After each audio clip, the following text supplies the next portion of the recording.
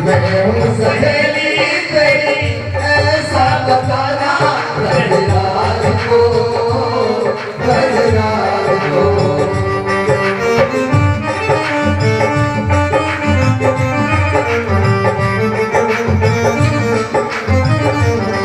अरे नगा के बिटिया पहन के साड़ी चाल चले मतवाली।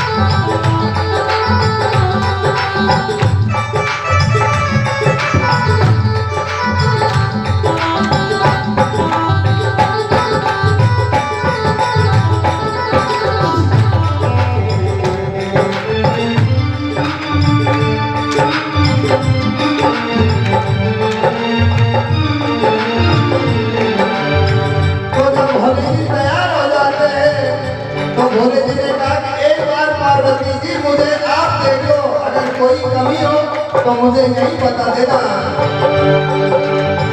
हंस के सती ने कहा, हंस के सती ने कहा, बलिहारी चालू इस रूप में, इस रूप में।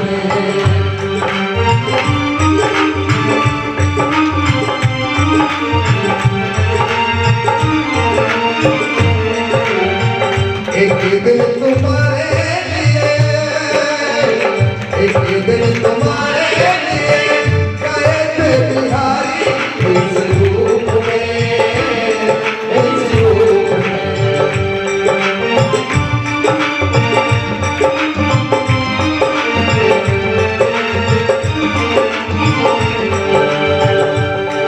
अरे नारी रूप बनाया हरि ने, नारी रूप बनाया हरि ने, आज तुम्हारी बारी आ गए, एक बिना भोले भंडारी बन के बन की नारी आ गए,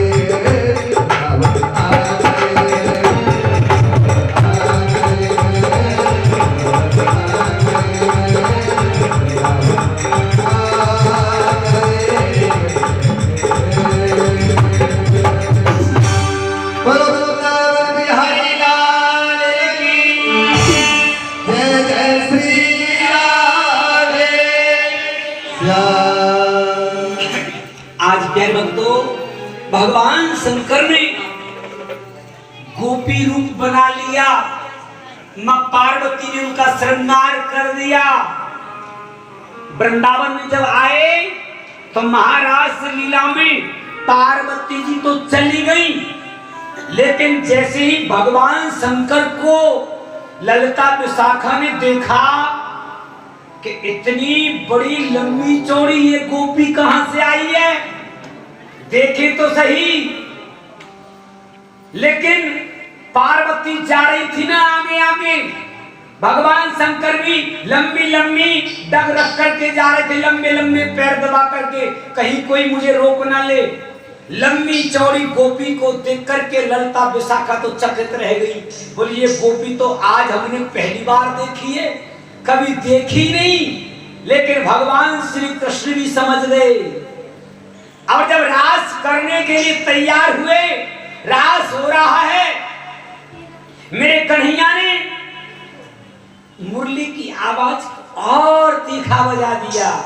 इतना तीखा बजाया, इतना तीखा बजाया, उस मुरली की आवाज को सुनकर के भगवान शंकर सुध-बुध भूल गए, सुध-बुध भूल गए, बड़ी जोर से नृत्य कर रहे हैं।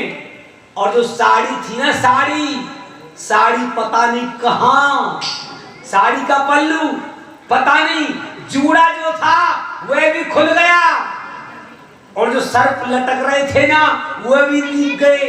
जब भगवान श्री कृष्ण उस स्वरूप को देख करके मुस्कुराए, तो प्यारे भक्तों कितना सुंदर दृश्य उस समय का दिल में झांकी उतार करके देखिए। वो झांकी यदि सच्चे मन से उतारते हैं तो साक्षात प्रकट हो जाती है। आज वही गोपीश्वर भगवान भोलेनाथ वृंदावन में मौजूद है। बोले गोपीश्वर भगवान की जय। जिस दर्शन के लिए, उस महाराज के दर्शन करने के लिए भगवान स्वयं गोपी का रूप बना करके आए। और तो और जब नारद जी महाराज गोवर्धन के सन्निकट नारद कुंड पर अपनी तपस्या में जब लीन थे, मुरली की आवाज को सुना, बीड़ा लेकर के वहां पहुंचे महाराज लीला में। ललिता विशाखा ने रोक दिया, बोले यहां प्रवेश नहीं है। कैसे प्रवेश होगा? बोला आप गोवर्धन की तलहटी में एक कुसुम नाम का सरोवर है, उसमें यदि आप डुबकी लगाओगे तो गोपी बन जाओगे, तब महाराज लीला में आप प्रवेश करोगे। क्यों? कि कहते हैं कि गिरिराजस्य तुल्यम तत्, गिरिराजस्य तुल्यम तत् कुसुमाक्षम सरोवरम यस्मिन् स्नानैक मात्रेण गोपी बभूव नारद। नारद जी एक बार मात्र स्नान करने से कुसुम सरोवर में गोपी बन गए, और तब जाकर के उन्होंने महाराज लीला में प्रवेश किया, अन्यथा किसी पुरुष का प्रवेश नहीं था। परीक्षित जी कहते हैं गुरुवर, श्री कृष्ण का अवतार हुआ था धर्म की स्थापना के लिए, लेकिन पराई स्त्रियों के संग में गले में गलबैया डाल करके ये नाचना, ये कहां का धर्म है, ये मेरी समझ में नहीं आया। सुखदेव जी कहते परीक्षित आगे घोर कलयुग आने वाला है। कलयुगी प्राणियों को यदि थोड़ी सी बात मिल जाए तो तर्क वितर्क करने लग जाते हैं। यदि थोड़ा सा रामायण को पढ़ लें तो वह तर्क वितर्क करने लग जाते हैं। लेकिन भगवान को प्राप्त करने के लिए तर्क वितर्क की जरूरत नहीं है। ये तो साक्षात जीव और ईश्वर का मिलन था, जो कि भगवान ने अपने महाराज में माया को भी प्रवेश नहीं करने दिया, लक्ष्मी रूपी माया को प्रवेश नहीं करने दिया। सुखदेव जी कहते राजन, जो ईश्वर होता है उसका अनुकरण हमें कभी नहीं करना चाहिए। कहते हैं ना कि भगवान ने जो किया हम कर सकते हैं, नहीं कर सकते ना। भगवान शंकर ने समुद्र मंथन के समय पर जो कितना विष निकला, उस विष को पिया था। क्या हम पी सकते हैं? नहीं पी सकते। आजकल लोग बात कहते हैं ये भांग गांजा ये भगवान शंकर की बूटी है, इसको भगवान शंकर की जड़ी बूटी समझ करके हम पीते हैं। ये भगवान शंकर ने कभी भांग गांजे को पिया ही नहीं, उन्होंने पिया हलाहल विष को पिया था। हम विष को पी करके तो देखें। और कहते हैं कि भगवान श्री कृष्ण ने 16,108 रानियों के साथ में, अनंत गोपियों के साथ में महाराज किया। हम 2-4 शादी तो कर ही सकते हैं। अरे नहीं, भगवान तो भगवान हैं, उनकी लीला का हम अनुकरण नहीं कर सकते। देखिए राम कृष्ण के चरित्र में क्या अंतर है। राम जी ने किया वो हम कर सकते हैं। राम जी ने क्या किया कि प्रातः काल उठ के रघुनाथा मात पिता सिर नावे माथा, सुबह सुबह गुरु को माता पिता को प्रणाम करना चाहिए, ये हम कर सकते हैं। लेकिन भगवान ने ताड़का को मारा, रावण को मारा, कितने कितने राक्षसों को मारा। हम एक घर में एक चुहिया को भी नहीं मार सकते, वो भी आपके हाथ नहीं आएगी।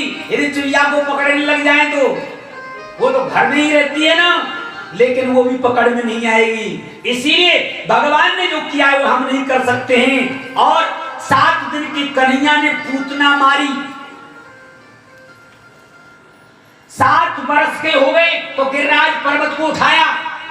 आप 5 किलो का एक बट्टा लेकर के, हम आपसे कहेंगे सुबह से लेकर के शाम तक खड़े रहो ऐसे ऊपर की तरफ हाथ करके, 5 किलो वजन को लेकर के खड़े नहीं हो सकते। जबकि भगवान ने 7 वर्ष के लिए 7 दिन 7 रात पर्यंत 21 किलोमीटर लंबे चौड़े पर्वत को उठाया। और जब ब्रजमंडल में आग लग गई तो भगवान ने उस अग्नि को पिया। ये हम नहीं कर सकते प्यारे भक्तों।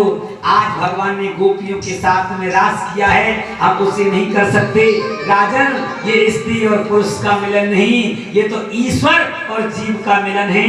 आप ही अंदाजा लगाएं, क्या 6-6 महीने ब्रज गोपी अपने घर को छोड़कर के अलग रह सकती थी? नहीं रह सकती। इसी बात से ये संभव होता है प्यारे भक्तों। परीक्षित, भगवान श्री सुखदेव जी महाराज कहते हैं, परीक्षित ये श्री कृष्ण का चरित्र बहुत टेढ़ा है, बड़ी टेढ़ी खीर है भगवान श्री कृष्ण के चरित्र में प्रवेश करना। यदि हम कृष्ण लिखते हैं ना, कृष्ण लिखने की तो बात अलग है, बोलने में भी बड़ा अटपटा लगता है। कृष्ण बोलने में बहुत से तो किशन कह देते हैं, किशन नहीं, कृष्ण। जो एक उसमें राह है ना, राह जो कांटा जैसा बना है, वो भवसागर से पार करने के लिए है। जब कुआं में बाल्टी गिर जाती थी पहले, तो एक लोहे का कांटा जैसा रहता था ना, रस्सी में डाल करके उसको निकालते थे। ऐसे ही यदि कृष्ण कृष्ण कहते हैं तो भगवान श्री कृष्ण उस कांटे से भवसागर से पार कर देते हैं। इसीलिए कहते हैं ये काम को जीतने के लिए महाराज लीला की गई। जब कामदेव आया, कामदेव से भगवान श्री कृष्ण ने कहा, ये बताइए तुम मैदान वाला युद्ध लड़ोगे या किले वाला? बोल सुनो, किले का युद्ध तो मैं प्रतिदिन करता हूं, लेकिन मैदान वाला युद्ध मैं आज करूंगा। जब भगवान ने महाराज लीला की तो कामदेव आया, तो कामदेव भगवान के ऊपर एक तनिक मात्र भी अपना अंश चढ़ा नहीं पाया। कामदेव को भगवान ने आकाश में उल्टा लटका दिया। कोई कहता है कि हम ब्रह्मचारी हैं। जब ये बताइए, शादी किसी ने की नहीं, अपनी बेटी किसी ने आपको दी नहीं, कोई सगाई वाला आया नहीं, तो ब्रह्मचारी तो अपने आप हो जाओगे। आप ये कहोगे कि हम तो ब्रह्मचारी हैं, अरे तुम्हारी शादी हुई नहीं, सगाई वाला कोई आया नहीं, किसी ने बेटी अपने आप को दी नहीं, तो ब्रह्मचारी अपने आप हो गए।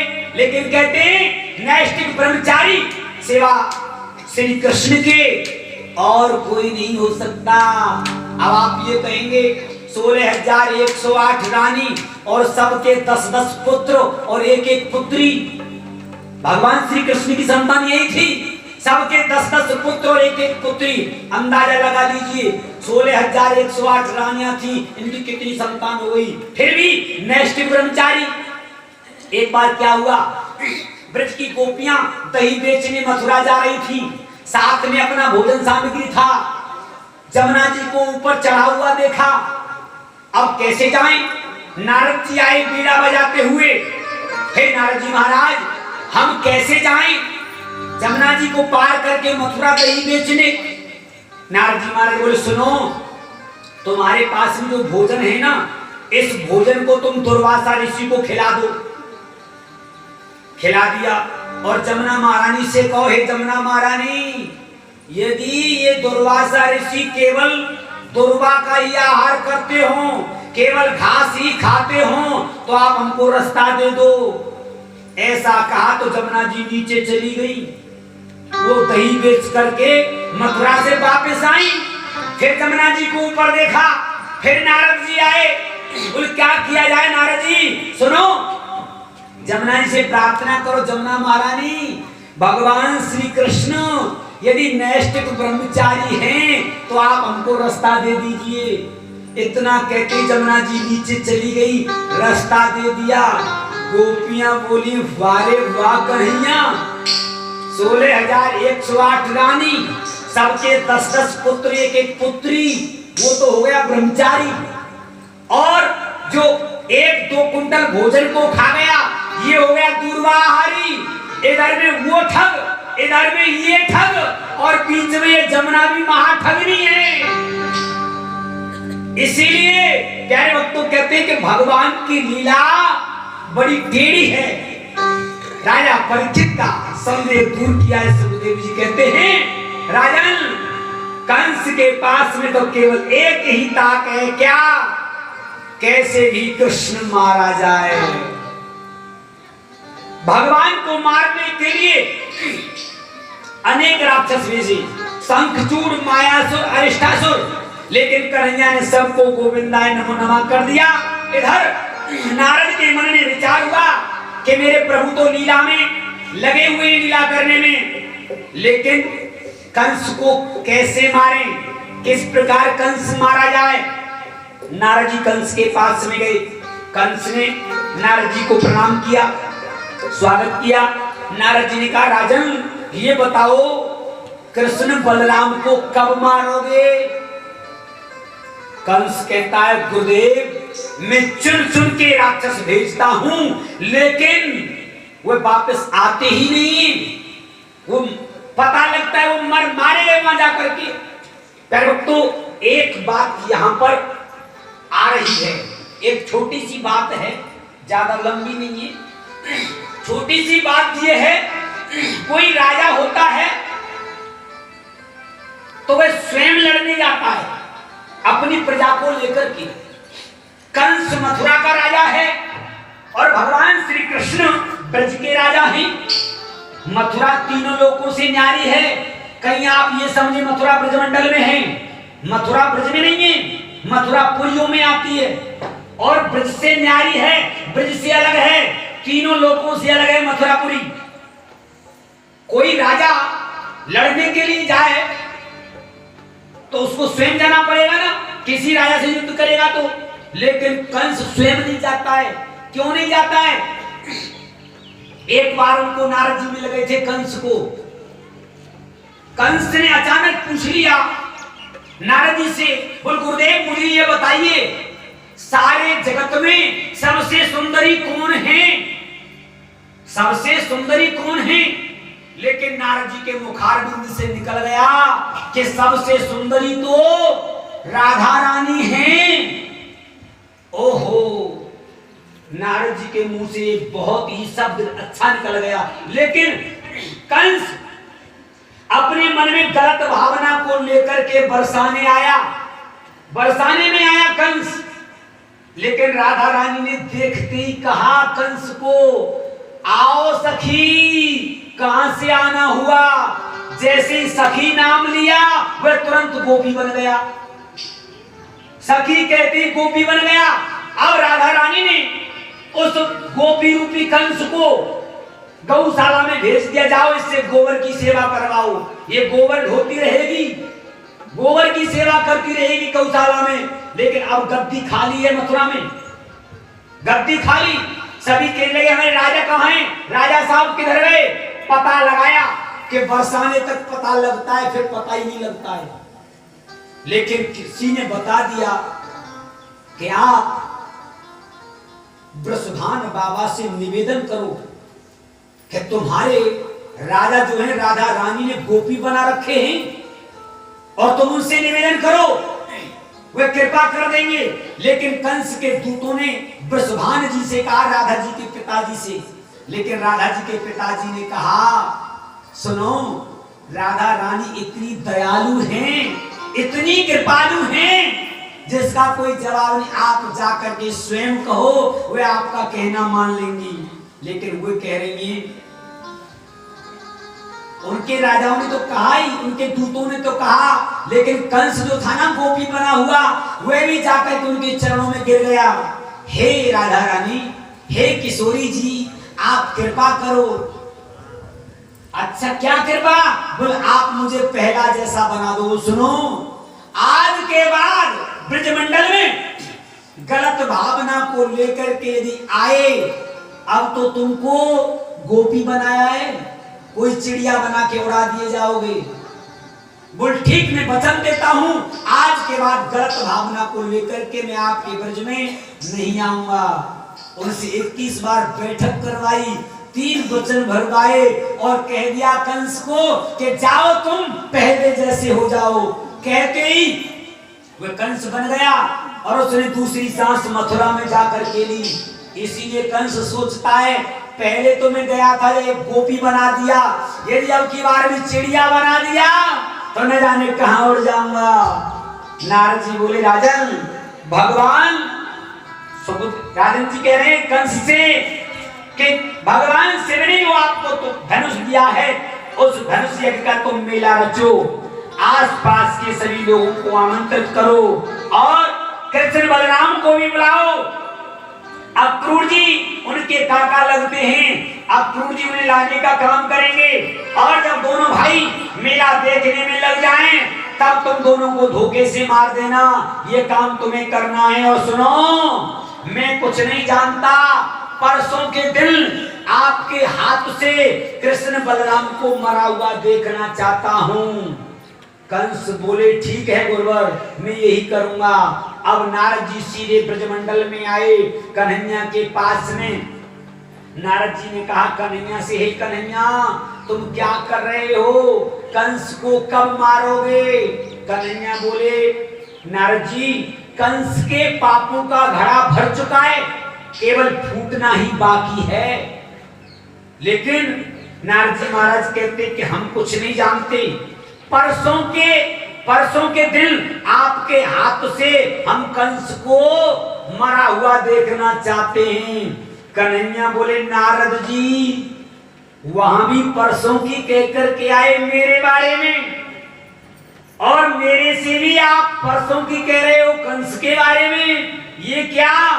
नारद जी कह रहे भगवान, मैं तो वही करता हूं जिसमें सबका हित होता है, सबको आनंद आता है। आज कंस ने तो अक्रूर जी को बुलाया है और अक्रूर जी से कहा कि मैं आपसे कुछ छुपाना नहीं जानता, छुपाना नहीं चाहता। कृष्ण बलराम वे वसुदेव देवकी के पुत्र हैं और हम धनुष यज्ञ का मेला रच रहे हैं, आप उन्हें बुला करके लाना और वे मेला देखने में लग जाएंगे, हम उन्हें धोखे से मार देंगे। अक्रूर जी बोले ये बड़ा दुष्ट है, यदि मैं नहीं गया तो ये मुझे भी मार देगा। आज अक्रूर जी रथ को लेकर के वृंदावन की तरफ चल दिए और वृंदावन का रास्ता मथुरा से केवल 20 मिनट का है। जैसे वृंदावन की सीमा में प्रवेश किया तो अक्रूर जी ने मेरे कन्हैया के चरण चिन्हों को देखा, तुरंत रथ से नीचे कूद पड़े और उस चरण धूलि को अपने सिर पर धारण करके कृतकृत्य करने लगे, धन्य धन्य कहने लगे कि आज मैं पवित्र हो गया, धन्य हो गया जो कि उनके चरणों की धूल मुझे प्राप्त हो गई है। और मेरा वो भाग्य जो मैं आज श्री कृष्ण बलराम के दर्शन करूंगा। और सोच रहे हैं मैं उनका काका लगता हूं, वे मुझे प्रणाम करेंगे। एक बात बताएं, कंचन तजना सहज है, कंचन तजना सहज है, सहज क्रिया का नेह, मान बड़ाई ईर्ष्या मुश्किल तजना ये हो।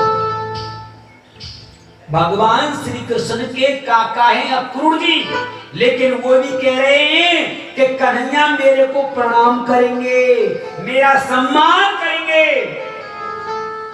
ये मुश्किल है तजना प्यारे भक्तों।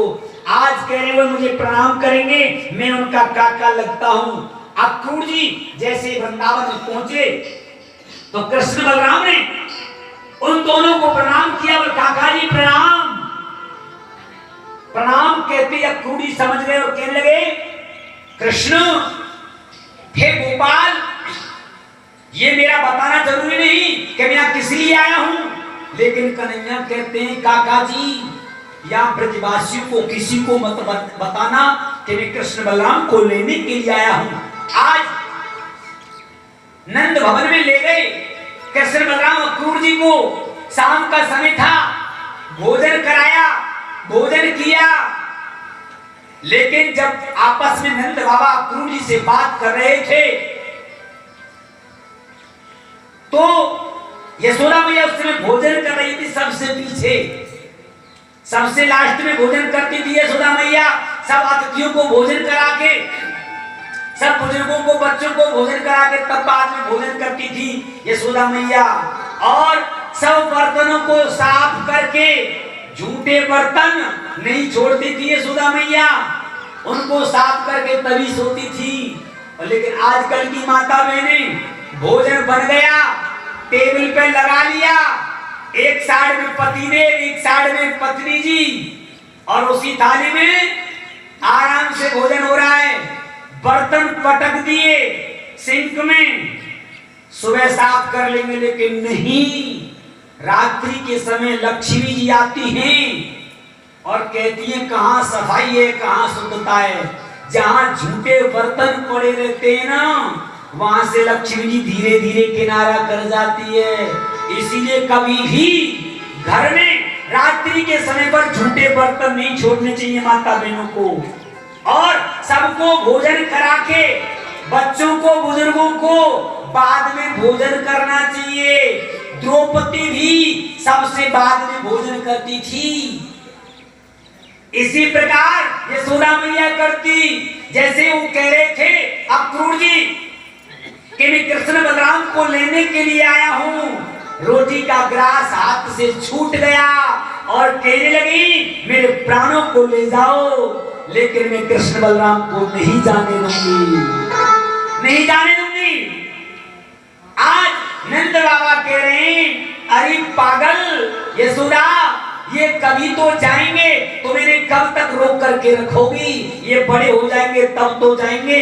सुनो, मैं इनके साथ में चला जाऊंगा, 2-4 दिन को मथुरा घुमा करके वापस ले आता हूं। और जब ब्रज में पता चला कि कोई परदेसी आया है कृष्ण बलराम को लेने के लिए, तो सभी यशोदा मैया के मुख्य द्वारे पर आकर के खड़े हो गए। और मैया ने कहा लाला, अरे कन्हैया, तू कल चले जाएगो, मैं तेरे बिना एक पल कैसे कैसे व्यतीत करूंगी। और जब महल का मुख्य द्वार खोला तो लाखों गोपियों को वहां खड़ी हुई देखा, राधा जी के साथ में। अक्रूर जी रथ को सजा रहे हैं, जैसे ही कृष्ण बलराम को लेकर के कन्हैया रथ न दौड़ाओ, संभालो फिर चले जाना। कन्हैया रथ न दौड़ाओ, संभालो फिर चले जाना।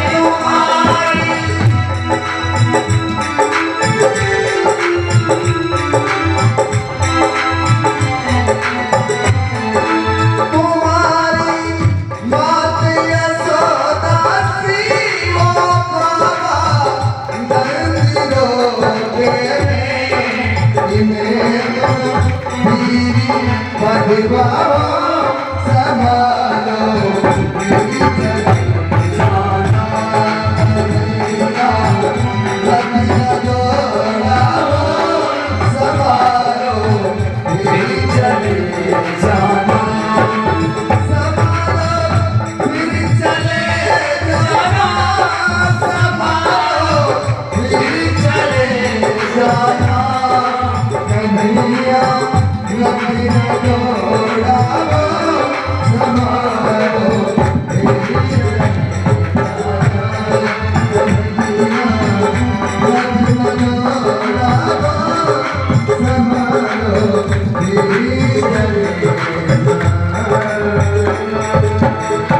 गोपियां कह रही हैं, हे कन्हैया रथ को तुम मत दौड़ाओ, इन मैया को बाबाओं को संभालो, वे तुम्हारे दिल में रो रहे हैं। आज प्यारे तो गोपियों के नेत्रों से पनारे बह चले और गोपाल से सभी हाथ जोड़ करके बोली, हे कन्हैया हम आपको नहीं जाने देंगी। कहती हैं कि अहो विधाता न कुचित दया संयोज में त्रया प्रणीर देना। गोपियों ने कहा, हे विधाता तुम्हारे मन में जरा भी दया नहीं है। पहले तुम पहले जीव के अंदर प्रेम जागृत कर देते हैं और मिलने से पहले उनका बिछो कर देते हैं। ये आदत तुम्हारी अच्छी नहीं है हे विधाता। गोपियों ने कहा, अक्रूर हमें तो लगता है विधाता ही क्रूर बन करके आ गया है। अरे पंडित कैसे मूर्ख हैं जिन्होंने अक्रूर नाम रख दिया। ये तो महाक्रूर है जो हमारे प्राणों से प्यारे भगवान श्री कृष्ण को हमारी आंखों के सामने से दूर कर रहा है, दूर ले जाना चाहता है। कहती हैं कि सुंदर अति तन सौम्य मुखो पर स्वभाव से क्रूर, पंडित कैसे मूर्ख जो नाम रखो अक्रूर। अरे कैसे मूर्ख थे पंडित जिन्होंने इनका नाम अक्रूर रख दिया, ये तो महाक्रूर है। एक गोपी बोली, सखी ये तो चल दिए, ये तो चल दिए। गोपी दौड़कर के रथ के सामने लेट गई और कहा, कन्हैया हम आपको नहीं जाने देंगे और जाना है तो इस रथ को आप हमारे ऊपर से होकर के ले जाइए, ऐसे तो नहीं जाने देंगे। मेरे गोविंद ने गोपियों से कहा, देवियों मैं आपके ऋण से कभी ओरण नहीं हो सकता। और राधा जी आप तो जान रही हैं सारी बातें कि बिना मथुरा जाए आगे की लीला कैसे संपन्न होंगी। आप मुझे जाने की अनुमति दें, मुझे जाने की आज्ञा दें। जैसे ही रथ को बढ़ाया तब दौड़ करके यशोदा मैया आ रही है और कह रही है, अरे इस रथ को नेक रोको तो सही, इस रथ को तुम कहां बढ़ा करके लिए जा रहे हो, नेक इस रथ को रोको। आज अक्रूर जी ने जैसे ही उस रथ को रोका है तो कृष्ण बलराम दोनों रथ से नीचे कूद पड़े हैं और यशोदा मैया के अंक में लिपट गए। और यशोदा मैया बोली, हे गोपाल, हे कन्हैया, मुझे तो आज पता चला है कि तू मेरा बेटा नहीं है, कि तू तो वसुदेव देव की नंदन है। मेरा क्या हक जो मैं तुम्हें रोक सकूं। लेकिन बेटा एक बात भूल जाना कि मथुरा में जाकर के तुम किसी से ये बात मत कहना कि यशोदा मैया ने मुझे एक मिट्टी की मटकी फोड़ने के कारण मुखर से बांध दिया। कन्हैया इन बातों को तुम भूल जाना कि मैं कितनी निर्दयी, कि तुमको मैं एक पकौड़ी भी नहीं दे सकी। मुझे तो आज पता चला है कि तुम वसुदेव देव की नंदन हो। मेरा कोई अधिकार नहीं है जो मैं तुम्हें रोक सकूं। मैं क्या रोक सकती हूँ।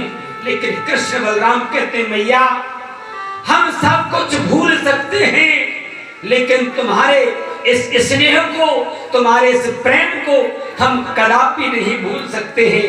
आज कृष्ण बलराम दोनों रो पड़े हैं।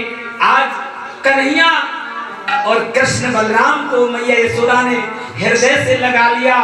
और प्यारे भक्तों, जैसे रथ को आगे बढ़ाया है तो एक गोपी कहती है कि अब रथ पहुंचो समरिया को दूर। अरे मोकू ऐसी खबरिया होती तो मेरे रथ के आगे सोती, मेरे हैजा तो चकना चूर।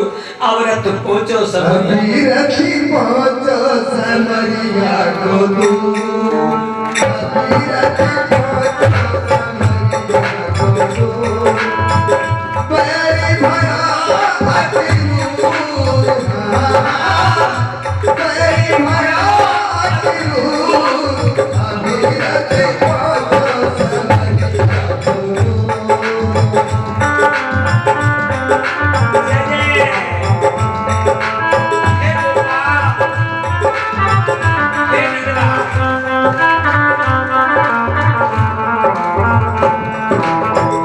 सारी सखिया पहले होती,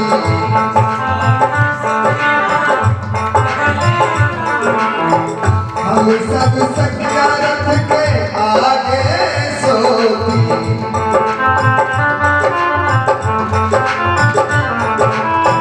है जाती चकना चूर हो, है जाती चकना चूर, अभी रथी पहुंचो समरिया को दूर, अभी रथी पहुंचो समरिया को दूर, अभी रथी पहुंचो समरिया को दूर।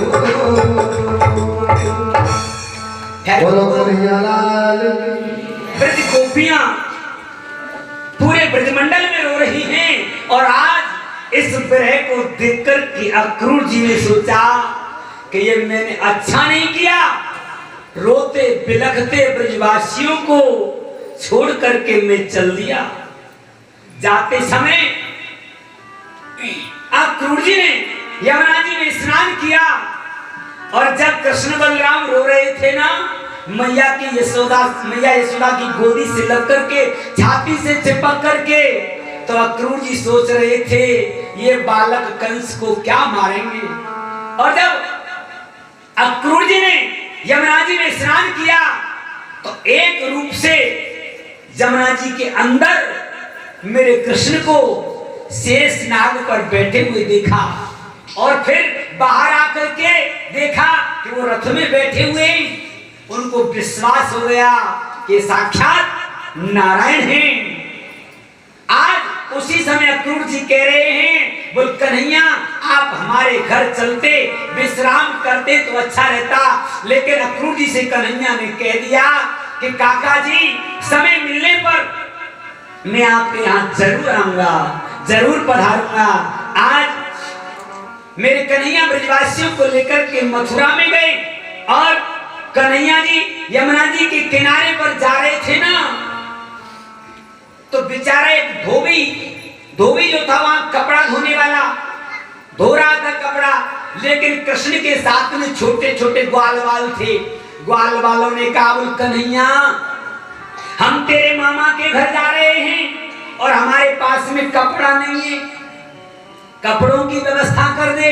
बोल चिंता मत करो, सब व्यवस्था की जाएगी। उस धोबी के पास में गए, धोबी से बोले कन्हैया, बोल मामा जी राम राम। उसने नहीं सुनी, बोले भैया अरे मामा जी हम कंस के भांजे हैं, उनसे मिलने के लिए जा रहे हैं और हमारे ग्वाल वालों के पास में कपड़ा नहीं है, आप कपड़ा दे दो, वापस लौटेंगे तब आपके कपड़ा दे देंगे। पुराने जमाने में पहले कपड़ा मांग करके पहनते थे, आप सब बड़े बूढ़े जानते हैं। ऐसे ही कन्हैया ने ग्वाल वालों के लिए मांगे। उस धोबी ने कहा, अरे ग्वालिया गमान, बेझड़ की रोटी खाने वाले, जोहर का पानी पीने वाले, राजा धीराजा महाराजा कंस के कपड़ों की कामना करते हो, चले जाओ। वे तो भगवान को गाली देने लगा। एक छोटा सा ग्वालवाल कन्हैया की उंगली पकड़ करके चल रहा था। वो बोला, कन्हैया ये तो गाली दे रहा है, अरे ऐसा कर इसको तू पूतना वाले हाथ दिखा दे और पीछे मैं देख लूंगा। लेकिन कन्हैया ने दोबारा कहा, बोल मामा जी अब की बार कहना क्या कह रहे। जैसे ही वो धोबी कुछ कहना चाह रहा था तो मेरे कन्हैया ने धड़ाम से एक थप्पड़ दिया। धोबी गोविंदाय नमो नमः। अब तो सभी धोबी कह रहे भागो भागो भागो, पूतना मारने वाला आ गया, सकटासुर मारने वाला आ गया। सभी धोबी भाग गए। कपड़ों को छोड़ करके कन्हैया ने कहा पहन लीजिए मनपसंद कपड़ा जैसा पहनना है। अब कन्हैया के ग्वाल वाल हैं 3-3 हाथ के और कपड़ा है 15-15 हाथ के, पहन लिए। सड़क पे जैसे जा रहे हैं तो झाड़ू लगाने की जरूरत नहीं, अपने आप सफाई हो रही है। अब ग्वाल वाल कह रहे कन्हैया ये कपड़ा ऐसे लग रहे हैं कि मंगेनू जैसे, मांग करके लाए हूं, इनकी व्यवस्था करो। आगे चल करके एक बेचारा दर्जी भगवान का भक्त था, देख करके कहने लगा कि आपके ग्वाल वालों के कपड़ों को ठीक कर दें। बोल ठीक कर दो। आज उस टेलर ने, दर्जी ने कपड़े ठीक किए। भगवान ने उनको आशीर्वाद दिया। ये बात सही है, जो भगवान की सेवा करता है ना भगवान उनको आशीर्वाद देते हैं। धोबी ने भगवान को कपड़े नहीं दिए तो आज भी कपड़ा धोने वाला सारे दिन कपड़ा धोता रहता है, प्रेस भी करता है, थोड़े बहुत पैसे मिलते हैं। और आज जो दर्जी कपड़ा सीने वाला एक जोड़ी पेंट शर्ट सीते हैं ना तो कम से कम 500-700 रुपए लेता है। तो भगवान ने आशीर्वाद दिया, छाया में बैठे बैठे कपड़ा सीता है, इसलिए भगवान की सेवा करनी चाहिए। और आगे चल करके क्या देखा, राजमार्ग पर 3 जगह से टेढ़ी एक स्त्री अपने हाथ में कटोरा लेकर के जा रही थी, चंदन का कटोरा। भगवान श्री कृष्ण ने कहा अरे ओ सुंदरी कहां जा रही हो, जो बिल्कुल काली है और 3 जगह से टेढ़ी है, वो भी उसको भी भगवान कह रहे हैं अरे ओ सुंदरी। लेकिन भगवान की तरफ मुड़ करके कहने लगी अरे ओ परम सुंदर। काने को कभी काना नहीं कहना चाहिए, काने को काना मत कहिए, वो तो जाएगा रूठ। और धीरे से पूछ लीजिए तेरी कैसे गई है फूट।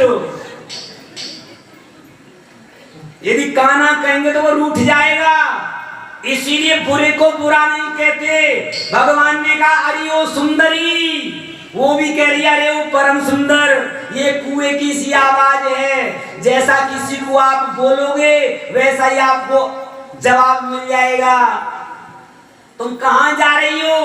कि कंस मेरे हाथ का घिसा हुआ चंदन बहुत अच्छा प्रेम से लगाता है, अच्छा लगता है कंस को, मैं उसके लिए रोजाना चंदन घिस के ले जाती हूँ। क्या तुम हमको लगाओगी, ग्वाल वालों को लगाओगी? बोल क्यों नहीं प्रभु। कन्हैया को चंदन लगाया, भगवान प्रसन्न हो गए, ग्वाल वाले प्रसन्न हो गए। और मेरे कन्हैया ने उनकी ठोड़ी पे एक हाथ रखा, अंगूठा, एक पैर उनके पैर पे रखा, एक झटका दिया, वे परम सुंदरी बन गई। बोलो श्याम सुंदर भगवान की जय।